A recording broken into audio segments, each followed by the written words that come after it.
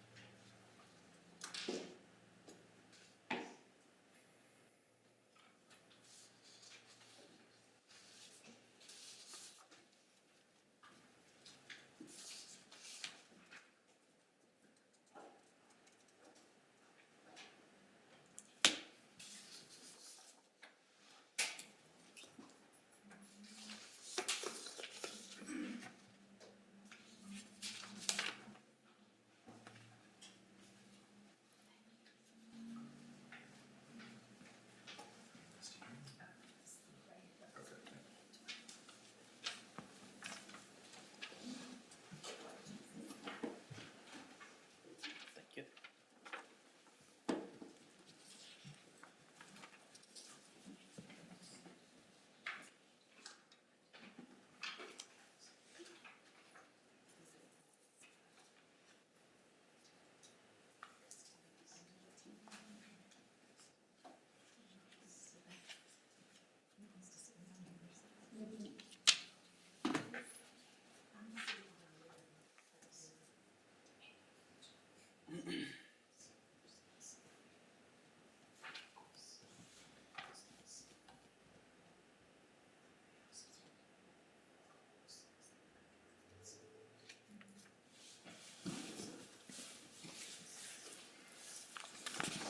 We always sit in awkward silence when the green lights turn on.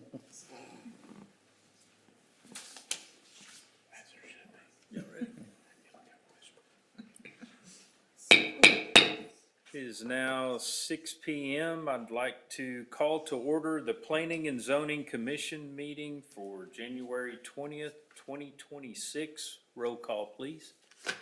Chad Cleckler, Here. Daniel Turner, Here. Cassie Hollinshead, Amanda Kelly, Here. Randy Humphrey, Here. Miles McCrary. Here. A quorum has been met. All right, if y'all will please stand and join me in prayer.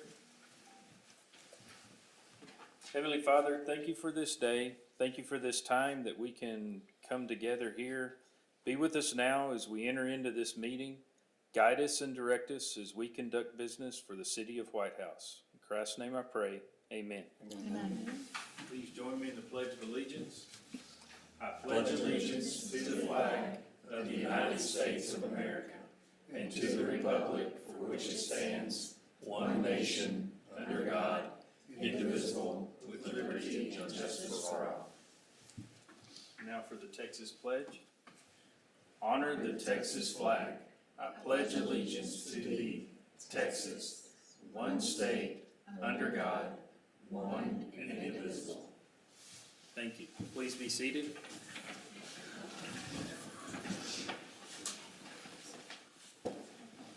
Okay, that will take us to item D, community interest. We got anything? Yes, sir. Okay, so we received a contract through the Texas General Land Office. The RCP grant came through. I'm sorry. Okay. There we go. Which awards the city of White House $200,000 with a local match of $75,000. This will help us complete a new comprehensive plan and land use map. We also plan on holding a comp plan workshop on March 17th with P&Z and City Council to go over this. Secondly, we're also approved the Safety Action Plan through the Safe Streets for All program. This is a $104,000 grant with $26,000 in local match. This will allow us to compete for future funds for acre tap sidewalks. And then third, we also recently had a development services open house. There was 11 in total. This was going over building inspections, and it was a great opportunity for the public to come meet the new development services staff. Okay, all right. Anybody got any of y'all got anything else? Okay, Are y'all holding another one of those, or? Not anytime soon. We might in the future. okay. All right, then that will take us to item E, consideration of minutes. I believe all of you received your minutes in the packet. And I will move to approve the minutes from the Planning and Zoning Commission meeting from September 16th, 2025. Okay, we have a motion, we have a second. Okay, all those in favor say aye. Aye. Any opposed? Hearing none, motion passes.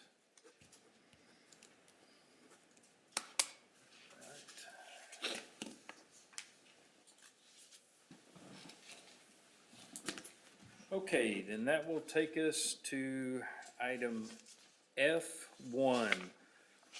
Public hearing, discussion, consideration, and action on a rezoning request for Hagan Oaks subdivision at 600 block of Hagan Road, Tract 56 and 57, a 2± acre of land in the E. Brown Survey A87, Smith County, Texas, from residential medium density plan development to residential density plan development, amending the plan development by constructing single-family units with a minimum home size of 1,100 square feet, removing the private gate and age restrictions.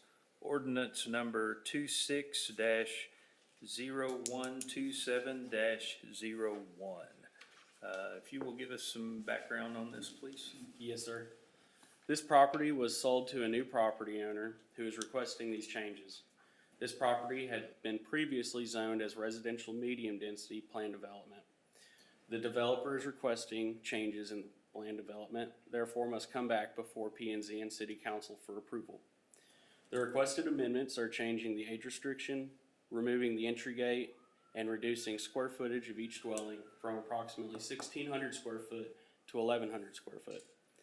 The tables in your packets show the dimensional requirements and uses for the current and proposed zonings. A note to add is the dimensional requirements. Minimum lot area square footage says both are 3,600 square foot per lot. This is one lot. It's not platted into individual lots. Notices were published in the newspaper, posted outside of City Hall and council chambers, mailed to property owners within 200 feet of the subject property, and a sign was posted on the subject property. We've had 3 requests for information and all have been responded to. Another note to add is the applicant planned on being present for the December meeting, though we had to reschedule for January, and he already had a pre-existing trip planned, therefore is unable to be present tonight. Okay. All right, it is now 6:06, and I will close our regular meeting and open our public hearing. Okay, we've got 2 people that have signed in. Thomas Mosley, if you will please approach and give us your name and address, and we'll open the floor to you. It's Thomas Mosley, 800 Sunny Meadows. First house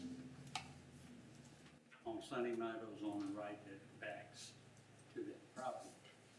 I got several questions. One is there's an easement with a tree on it, and it's right there on the corner, but it's on that property easement. And it's got a tree there that goes up, and I get my electricity off of that pole.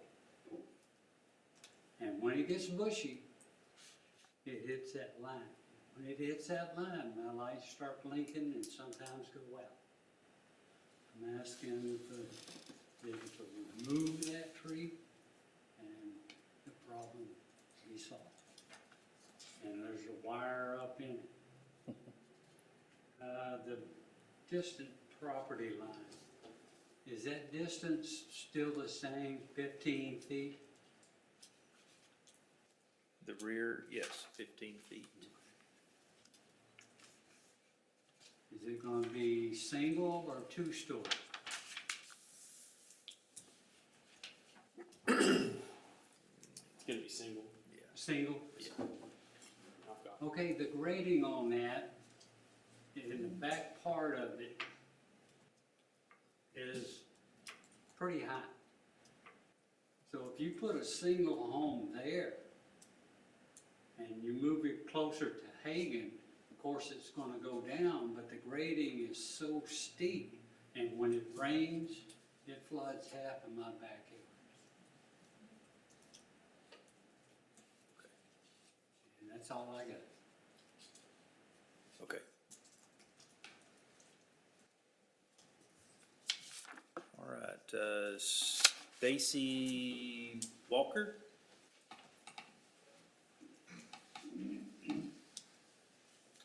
Evening, everyone. Stacy Walker. I live at 700 Jackie Ray.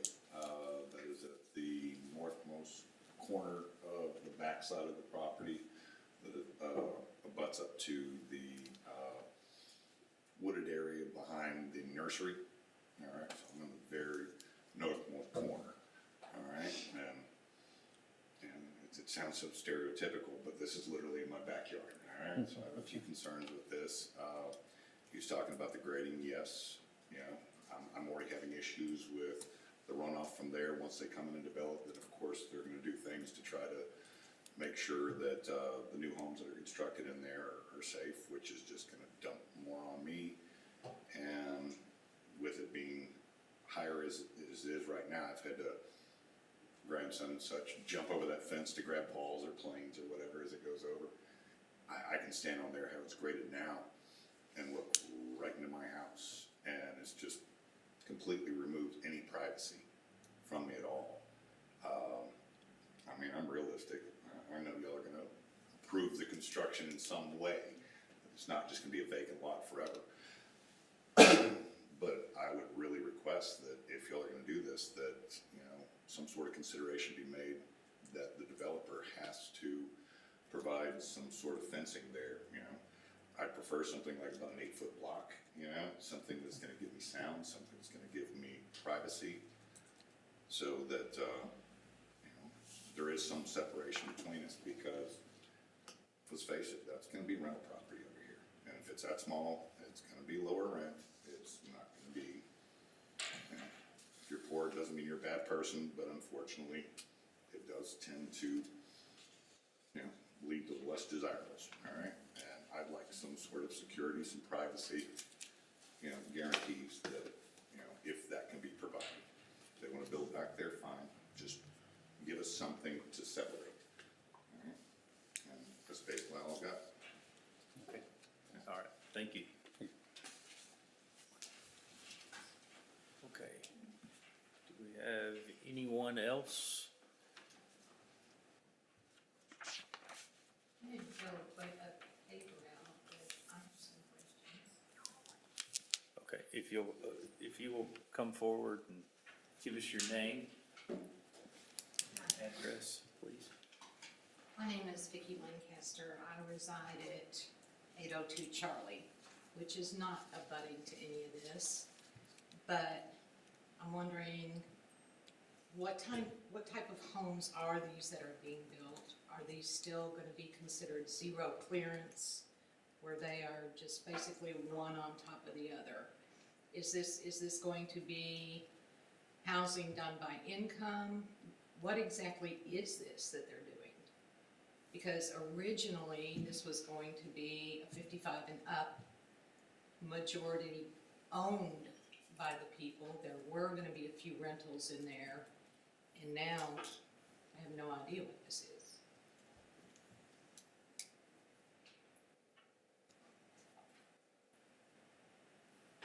That's all I want to know. The best way I can answer it, that would be something that the developer would have to answer for you. I mean, that's not something that we, as a commission, have any control over. But that would be something to direct right towards the builder. All the developers bringing on this is the entry gate, the age restriction, and the square footage of each dwelling. So we don't know what we're getting next to us. So, if I may. I was trying to sit down there so I wouldn't interject, but, so my understanding is that this will be single-family homes. What was going to be there, I believe, was townhomes. Yes. I'm not sure if they were gonna be multi-story or not, but I know they were connected townhomes. These are moving to single-family homes. Your decision tonight, the Planning and Zoning Commission's decision tonight, is related to those three changes that Jake mentioned. Those are the only things that are really under your purview in considering the application request. Everything else was approved by right when the original plan development zoning was adopted. So your considerations are those three things: removal of the age restriction, removal of the gate, and then the square footage requirement for those dwelling units. So So it this is not could a zoning. actually end up being like a Section 8 housing right there next to us. It is against federal law for the Planning and Zoning Commission to consider that as a part of their decision. Right. As a staff member, I just have to let you know that that is not something that you can take Okay. into consideration under the the Fair Housing Act, Okay, okay? all right, thank you. So, what I asked about, that's not even under consideration tonight. That would need to be something y'all should think about or be included in as a requirement. No, because we're only looking at those three particular things, which So what was, would I need to do in order to try to voice my concern at the proper time and place to get those into consideration? I would encourage you to reach out to the developer. Yeah. To see if they would be willing to work with you on I that. might as well go talk to my dead grandmother. All right? He's gonna do what they're gonna do. So we can't ask to have the square footage of the homes be raised from No. 1,100 to 1,500? That's not a consideration. You can express your concern over that, yes. yes. Because that is part of what we considered tonight. So we can ask that, again, that we can suggest that he raise the square footage to above 1,100, like 1,500, Something that'd be more. similar to the adjacent properties. Well, that is something that the commission can consider tonight. Yes. As to whether or not they want to reduce the square footage requirement from 1,600 to 11. To 11. Keep in mind, though, that I think the reduction in square footage means a reduction in story. I don't know that, I'm not the developer, but that, to get 1,600 square feet, to get the dwelling units that they need, it could very well mean a second story. I don't know that, I'm not a housing builder, that's not something that I can answer as a staff member. It is something though that was a part of the discussion under the original plan development request, was a two-story, my understanding, two-story townhomes. And so in reducing the square footage, they've reduced the story. Well, they increase it to 1,500. That's invasion of privacy because I mean, you might as well be on their roof. Cause the setback's so short that Will literally look into our houses. And if they ever raise it to 15, I'll go up and move in with it. And I don't imagine our taxes are gonna go down, our property values will, but I don't imagine our taxes. Okay, I think that is a newer one. all right, so. Okay, so Can we also say that what you guys do tonight is just a recommendation to city council? yes, This is not the end of it. If they recommend for it to move on to city council, at the city council meeting, we would encourage everyone to come and express their opinions again at city council. And I do believe at that point, the developer will be here. When is that? It's next week, next Tuesday. 27. Yes, yes, the same place, same time. If they were to deny, sending this to city council, that developer has a right to appeal that. And if he appeals to, the development services director, that would still make it go to city council meeting next week on the 27th. And Moss is the owner of that property. No, it was sold to No, another it's developer. So we do the development. Yes, to a Well, developer. thank you, Mr. Moss. okay, Billy okay, and Dustin sold it. all right. Okay, with that being said, then, I will close, it's 6:18, I will close the public hearing and reopen our regular meeting. Okay, so this is now where we can open up and discuss.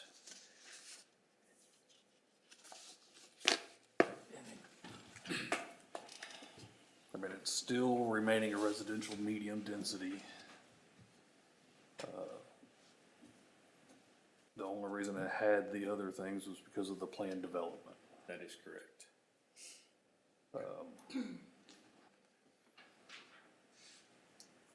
Did the townhomes have garages? No, ma'am. Okay. So is this the new plan or the old plan that we're looking at right here? This is the new. This is the new one. So the old plan, the townhomes, there were gonna be more units, It was gonna be the same same amount. number of It units, was gonna be the same number of units, they were just more of a connected. cause they were town- bigger. They were townhomes, story and a half townhomes or two-story townhomes. And or possibly whatever. two-story, Yes. yeah, Yes. like garden Yeah. townhomes. I kinda like it. That was specifically for 55 and older. Yes, with and it had a gate, Yeah. and I'm just guessing with well, I don't wanna presume anything. But that was back in what, 2019, that we did the Before my- the planned development? So that's a rendition of what is going to be. Yes. It looks like what's across the street already. I think the ones across the street have garages. They do have garages. Okay, So probably the living area is the same. Same. But without a garage. Yeah, Without a garage. and it probably has maybe some parking. Yeah. it's gonna have two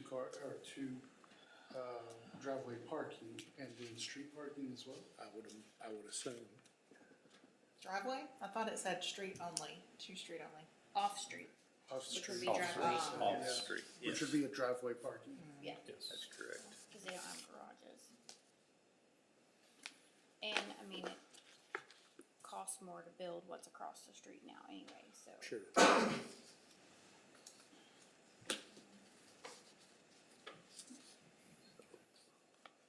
Well, I think the benefit to everybody involved with this rendition, and I'm just thinking out loud, is that we know it's single story. They shrunk the square footage of the house on the same square footage lot. So we know there's not gonna be any two-story, there's not gonna be any privacy issues as far as going up. Right. And a townhome would have 2 units per one, Yeah, it so would- that it they're would like definitely- half the amount of people living there, which is probably a plus.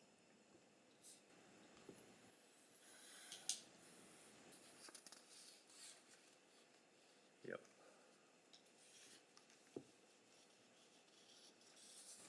All right. So you need a motion for something? Yeah. So do we have a motion? I'll make the motion to consider the changes to the rezoning as stated. I'll second. Okay, so I have a motion and I have a second to recommend the rezoning, request. Okay, all those in favor say aye. Aye. Aye. Any opposed? Okay, hearing none, the motion passes and we'll then proceed to city council. Okay. All right, that takes us to item F2. Discussion, consideration, recommendation on Ordinance 26-0127-02 to revise the limitation of resubmission of petition for zoning amendments. All right, little background. Yes, sir.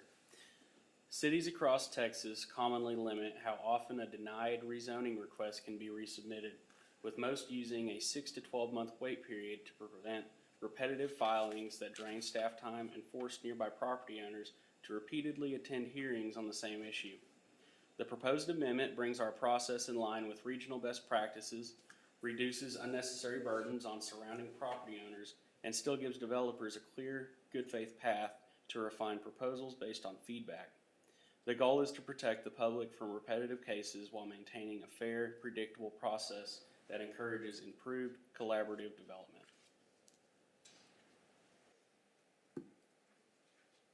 All right. Well, as all of us have sat here and gone through that process several times, going over the same thing over and over again, I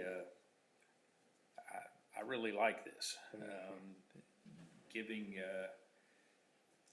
at least giving a waiting period for them to bring things back up, and hopefully to hear, if something is denied, hear reasoning behind that, and so that as we move through things, that maybe it get folks to actually listen to what we're saying, and the reason that the reasoning behind any denial or anything like that. I like that waiting period. I really do. So. I like the waiting period. I think it's a little long. I think if somebody were financially invested in something that they need a zoning change for, and it's denied for any, Any particular something that they're able to correct, a 6 month to a year wait is potentially a heavy financial burden. So you still have the opportunity to table items if you have a developer that is in good faith working to correct those issues. You can always table it to the next meeting to give them an opportunity staff's recommendation, would be that you would table it. If there were issues that the developer felt like could be worked through with the planning and zoning commission, that would be my recommendation, be to table the item so that you could work through those things, bring it back. The homeowners know when it's coming back and can have some assurance of when you're going to consider it, what the elements are that need to be worked through. So you can do that. I think it just gives you the opportunity to deny if it's something that you know there are issues that you cannot work through together. Good point. Just another option. I mean, I'm not against the time frame. I'm just against the length of it. So that, you know, by tabling it, it kind of takes that out. Correct. It takes that out of the picture, yeah, I would agree with that, so. You know, but a great example would be for like tonight, where the developer is not able to make it, you know. Or we could have tabled. We that. could have tabled it, but we just have to be more aware. I was thinking when I read it, like 90 days, like 3 months would be plenty of time to clear that and make sure that we don't have the back-to-back requests that we've had in the past. Yes. And that way, that gives everybody an opportunity to reassess, if you will. I understand, to Leslie's point, I mean, tabling it also Tabling it, does that, but Yes, in that case, we denied it twice in a row.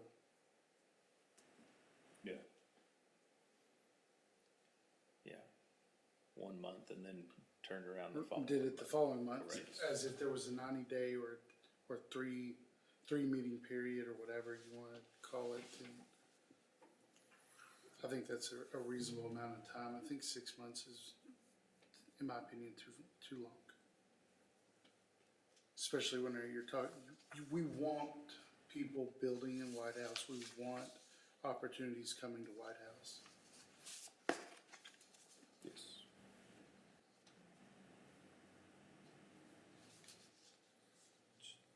It's valid, yeah. Any other comments? I like 3 to 6 months. I do think 12 months is kind of long for a project timeline. You know, that's probably gonna break more projects than encourage them, so. Okay. Any other comments? I'll make sorry. I was just gonna say, staff's recommendation would be 6 months. And I say that because with the publication notice requirements, we're having to send those notices to the paper 30 days in advance. So when you've denied a meeting, we have to send it to the homeowners well in advance of the meeting. So it's not 90 days for the homeowners. They're coming to planning and zoning, and we're turning around in about 3 weeks and sending them all new notices and republication if you leave it at 90 days. The ones that we did that you were referring to, it was not.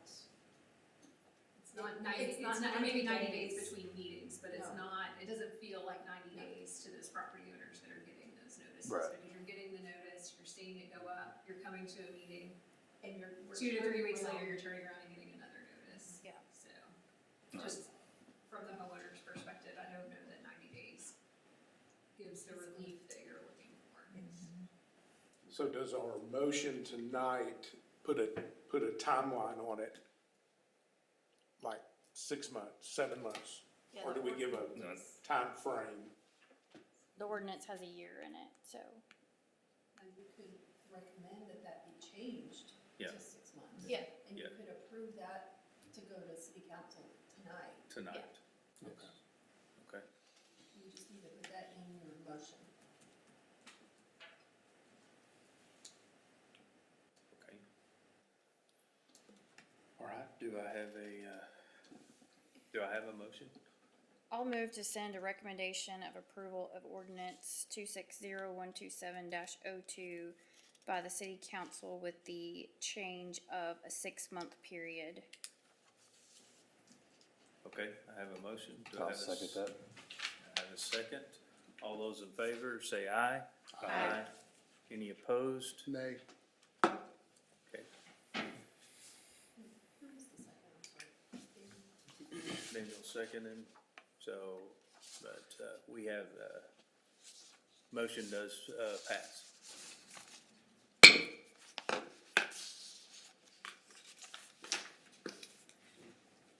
All right, that will take us to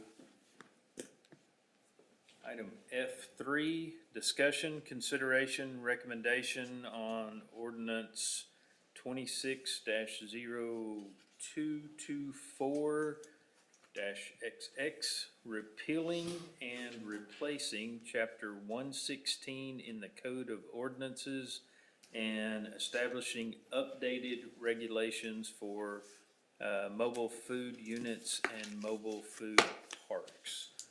Some background, please, sir. Yes, sir.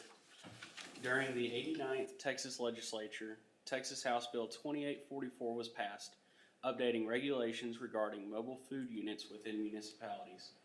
House Bill 2844 specifically states that a local authority may not prohibit the operation in its jurisdiction of a mobile food vendor who holds a mobile food vendor license and complies with all other state and local laws not in conflict with the bill.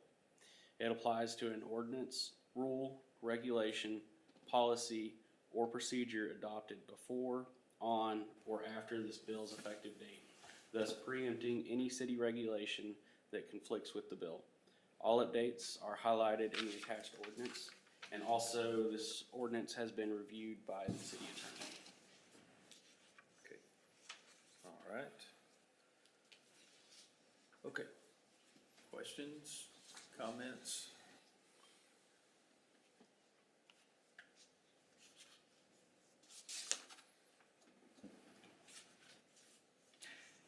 I thought this one was straightforward.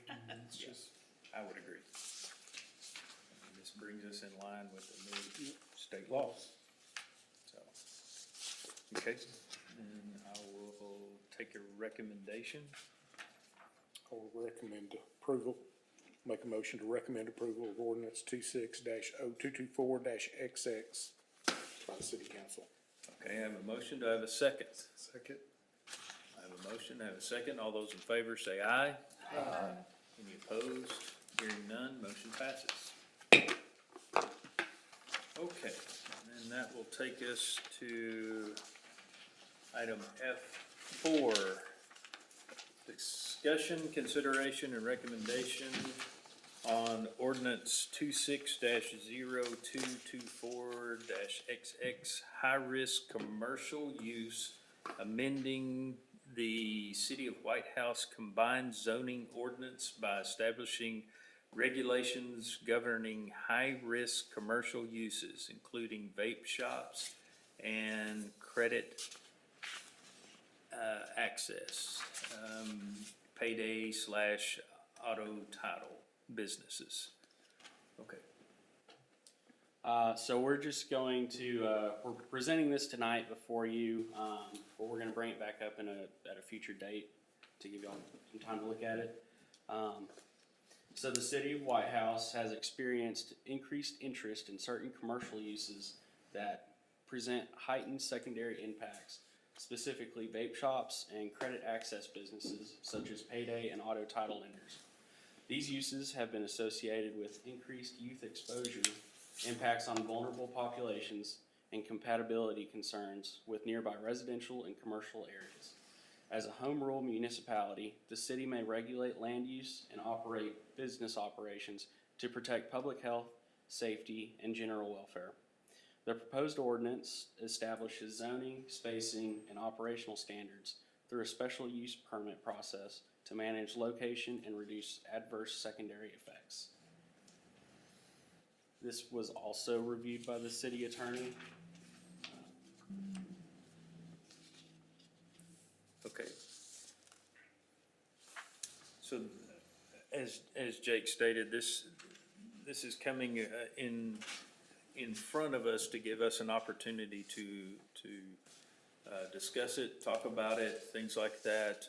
It's not necessarily anything that we're going to take action on tonight, but it gives us the opportunity to have a discussion about it, and then we'll bring it back up at a later time and for us to take action on this particular item. So, anybody got comments, questions? You're saying that a high-risk business is gonna have to get a specific use permit with this new ordinance if it goes into place? Right now, they don't? Yes, ma'am, under these, these two classes. Sounds good. How much land in White House can they use that's not within 500 feet of a school or a park? You'd probably be surprised. Your backyard. Or church. Other than next door to me, of course. No. And if I'm understanding this correctly, those businesses that are currently, so I'll use an example of a vape shop that's currently operating as a vape shop right now. They can continue to operate in that capacity, and but it's only if they change ownerships or anything like that, then that would have to come back in front of us to get that special use permit to continue operating in that capacity. So. And would it affect their current signage and?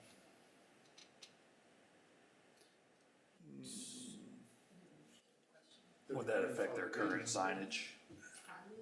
Cause part of the ordinance refers Was to like having window no signs. smoke or no, Well, what's currently operating now is not, but if they were to have to come back before you for an ownership change or something like that, then yes, they would have to meet all the same requirements that are now in the new ordinance.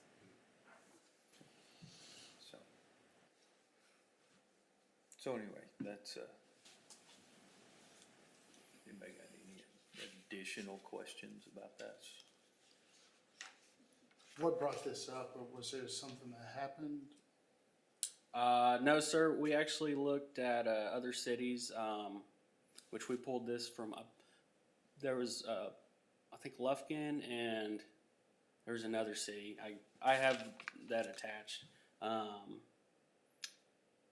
But aligning our practices with other cities in our region.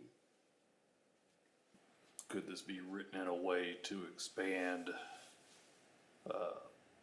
other future potential businesses,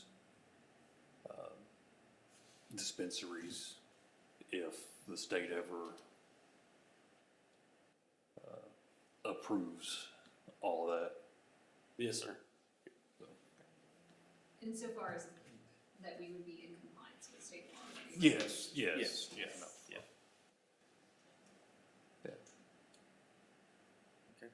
So what is the Cannot timeline? prohibit medical dispensary. There are some limitations on what you can do to prohibit or disallow locations of medical type dispensaries. So we've had some preliminary conversations with our attorney about that, and so it's a yes with an asterisk. Yeah. Well, and that's just the thing that I see coming in the future, but no telling what's gonna end up, what business is gonna be tomorrow. 5 years ago, we never would have thought we would be talking about a vape shop. I mean, it's, our world is changing and new things are coming. And I just wanted to make sure it's able to include other, Special uses. yeah. What is the timeline on moving forward with this? I'd probably say within the next 3 months, we'll have it brought back. Okay. And the reason for these specific businesses and not others or including others is because that's kind of the standard. Yes, ma'am. Okay.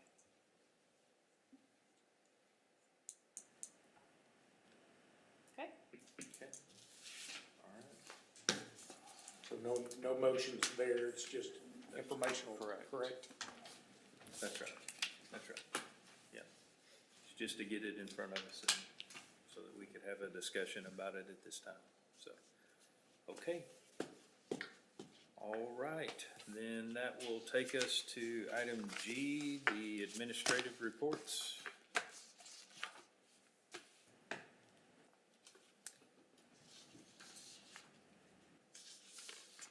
Alrighty. In December, we saw a slight increase in permits.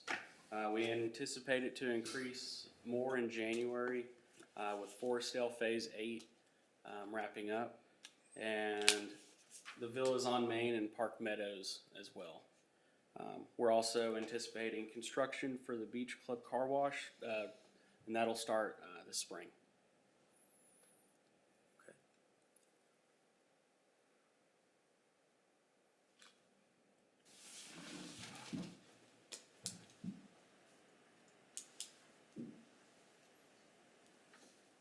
Has our market been strong as far as home sales and? It's, yes and no. It's hard. Right now, it's a market that is hard for some buyers to be able to get into. Right. I feel that coming out of it, we're gonna see a little bit of more permitting, as Jake said. We've got the Villas and Park Meadows. They're ramping up for their next phases. I understand that Forestdale is winding down. Don't know that we have any other major developers coming in at this moment for residential. I haven't seen that. But as we said, Jake has said that we've got Beach Club coming online. There's one that Azalea Animal Clinic, they're doing a remodel to their business, a small expansion. And then we have, I guess it's okay to talk about UT. Talk about that one. They filed paperwork, right? Okay, and then UT Clinic here in town, they are looking to move from their current location to a new location next to Taco Bell. So we've got some commercial coming online, which is very nice at this point. Cool. Good. So Jake, did you go back and look? I can't remember how many houses were slated for Park Meadows. I did not get the exact number. It's between 300 and 400. They've only like, completed one phase and they're wrapping up the second phase, I believe. And they were in small phases, so. Okay. All right. Okay. Anybody got any questions or anything? All right, then that takes us to item H. I'll move to adjourn. All right, I'll second. second. All those in favor say aye. Aye. Any opposed? Hearing none, we are adjourned.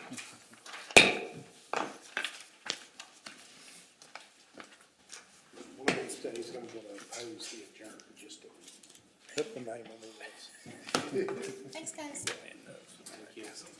I see you move my truck. Yeah, move it to the back. Go out there and start it every once in a while. Or-